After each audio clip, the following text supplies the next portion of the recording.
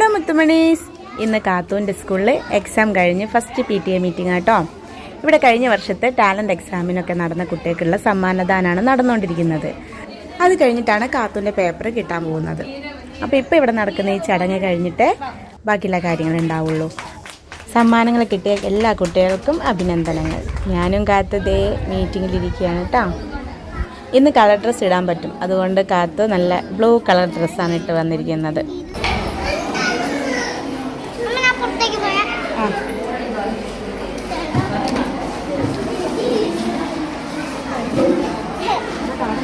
ഒരു മോളൂസ് കൊണ്ടുവന്ന ബിസ്ക്കറ്റ് മറ്റു കുട്ടികൾക്ക് കൊടുക്കുന്നതാണ് കേട്ടോ.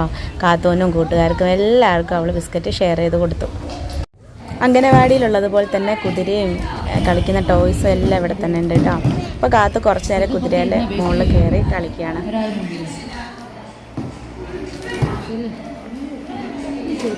ആ കളിയെല്ലാം കഴിഞ്ഞ് പിന്നെ ആൾ ഗ്രൗണ്ടിലേക്ക് ഇറങ്ങി കുട്ടികളുടെ കൂടെ ഓടി കളിക്കാൻ തുടങ്ങി. ഉടുപ്പ് കുറച്ച് വലുതായതുകൊണ്ട് അത് പൊക്കി പിടിച്ചുകൊണ്ടാണ് നടക്കുന്നത്. തൊട്ടുകളിയാണ് കേട്ടോ ആൾ ഉദ്ദേശിക്കുന്നത്. ഒരാളെ തൊടുമ്പോൾ ആൾ ഓടിപ്പോയി മറ്റാളെ തൊടണം.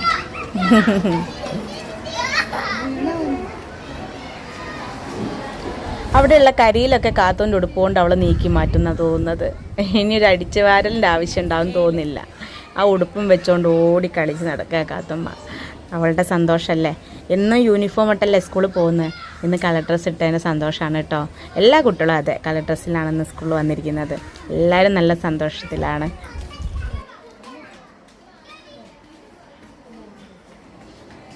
അപ്പോൾ എൻ്റെ അടുത്ത് കാത്തുമ്മ പറയാം, അമ്മ ഒരു പാട്ട് പാട്, ഞാൻ ഡാൻസ് കളിക്കാമെന്ന്. അപ്പോൾ ഞാൻ പറഞ്ഞു ഞാൻ പാട്ട് പാടില്ല എന്ന്.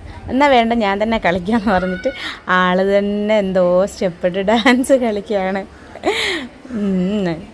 അവൾക്ക് പാട്ടൊന്നും വേണ്ട ഡാൻസ് കളിക്കാൻ. ആ ചിരി എന്താന്ന് നോക്കണം. ഇതാണ് കാത്തൂരിൻ്റെ ക്ലാസ് റൂം, LKG A.